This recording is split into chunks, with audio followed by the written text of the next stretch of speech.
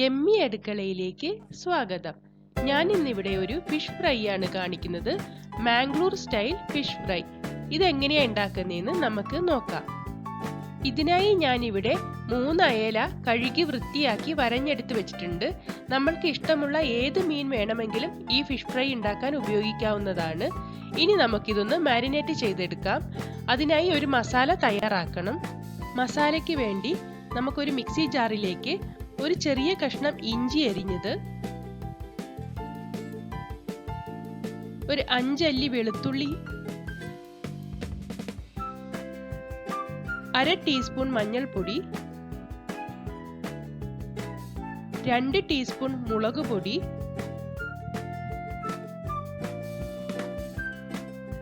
1/2 teaspoon ജീരകം, ആവശ്യത്തിന് ഉപ്പ്, 1 ടേബിൾ സ്പൂൺ വിനാഗിരി. വിനാഗിരിക്ക് പകരം നിങ്ങൾക്ക് ചെറുനാരങ്ങ നീര് ഉപയോഗിക്കാം. ഇവയെല്ലാം കൂടി ഇട്ട് നന്നായി ഒന്ന് പേസ്റ്റ് രൂപത്തിൽ അരച്ചെടുക്കാം. ഇനി ഈ അരപ്പിലേക്ക് 1 ടേബിൾ സ്പൂൺ വെളിച്ചെണ്ണ കൂടിയിട്ട് നന്നായി ഒന്ന് മിക്സ് ചെയ്തെടുക്കാം.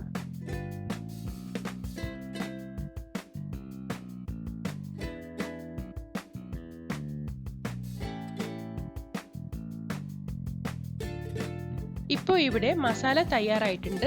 ഇനി നമുക്ക് ഓരോ മീനിലേക്കും ഈ മസാല തേച്ച് പിടിപ്പിച്ചെടുക്കാം.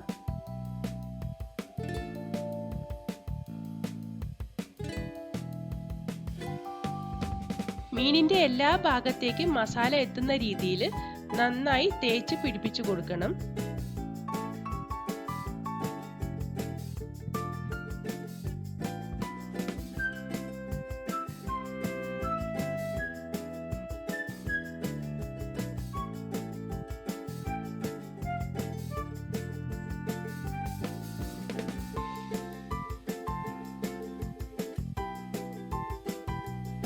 ഇതുപോലെ തന്നെ ബാക്കി എല്ലാ മീനും നമുക്ക് മസാല പുരട്ടിയെടുക്കാം. ഇപ്പോൾ മീനെല്ലാം ഞാൻ മസാല പുരട്ടി വെച്ചിട്ടുണ്ട്. ഇനി ഇത് നമുക്ക് അരമണിക്കൂർ മാറ്റി വെക്കാം. ഈ സമയം കൊണ്ട് ഞാൻ ഒരു പ്ലേറ്റിലേക്ക് കുറച്ച് റവ എടുത്തു വെച്ചിട്ടുണ്ട്. ഇതിപ്പോൾ ഞാൻ ഒരു 1/2 കപ്പ് റവയോളം എടുത്തിട്ടുണ്ട്. അതിലേക്ക് 1 ടേബിൾ സ്പൂൺ അരിപ്പൊടി കൂടി ചേർത്തിട്ടുണ്ട്. ഇനി ഈ റവയിലേക്ക് ആവശ്യമായിട്ടുള്ള ഉപ്പ് കൂടി നമ്മൾക്ക് ചേർത്ത് കൊടുക്കാം. ഇനി നന്നായി ഒന്ന് മിക്സ് ചെയ്യാം.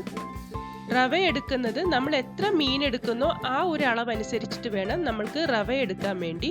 അതിന് പ്രത്യേകിച്ചിട്ട് ഒരു അളവ് പറയാനില്ല. നിങ്ങൾ എത്ര മീൻ എടുക്കുന്നോ അത് കോട്ട് ചെയ്യാൻ ആവശ്യമായിട്ടുള്ള റവ എടുക്കാവുന്നതാണ്. ഇപ്പോൾ റവ മിക്സ് തയ്യാറായിട്ടുണ്ട്. ഇനി നമുക്ക് മാരിനേറ്റ് ചെയ്ത് വെച്ചിരിക്കുന്ന ഓരോ മീനും എടുത്ത് ഈ റവയിൽ ഒന്ന് കോട്ട് ചെയ്തെടുക്കണം. മീനിന്റെ എല്ലാ ഭാഗത്തേക്കും റവ എത്തുന്ന രീതിയിൽ നന്നായി മിക്സ് ചെയ്തെടുക്കണം.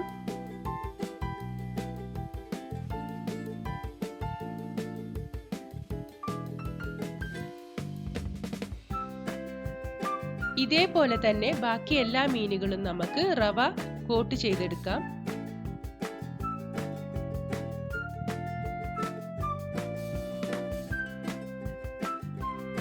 ഇപ്പോൾ ഫിഷ് ഫ്രൈക്കുള്ള മീൻ തയ്യാറായിട്ടുണ്ട്. നമുക്കിനി ഇത് ഫ്രൈ ചെയ്തെടുക്കാം. ഇപ്പോൾ എണ്ണ നന്നായി ചൂടായി വന്നിട്ടുണ്ട്. ഇനി നമുക്ക് ഓരോ മീനായി ഇട്ടുകൊടുക്കാം.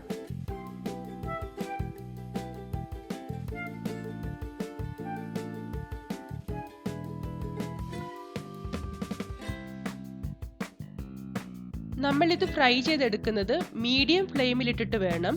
ഇല്ലെങ്കിൽ മുകളിലത്തെ റവ കോട്ട് വേഗം കരിഞ്ഞു പോവുകയും ഉള്ളിൽ വേവാതിരിക്കുകയും ചെയ്യും. ഒരുപാട് ഹൈ ഫ്ലെയിമിലിട്ട് ഒരിക്കലും ഈ ഫിഷ് ഫ്രൈ ഉണ്ടാക്കരുത്.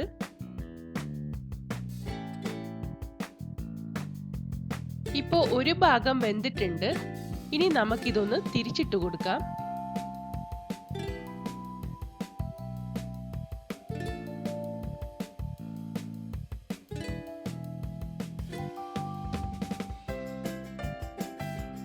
ഇപ്പൊ മീനെല്ലാം നന്നായി വെന്ത് വന്നിട്ടുണ്ട്. നമുക്കിനി ഇത് കോരി മാറ്റാം.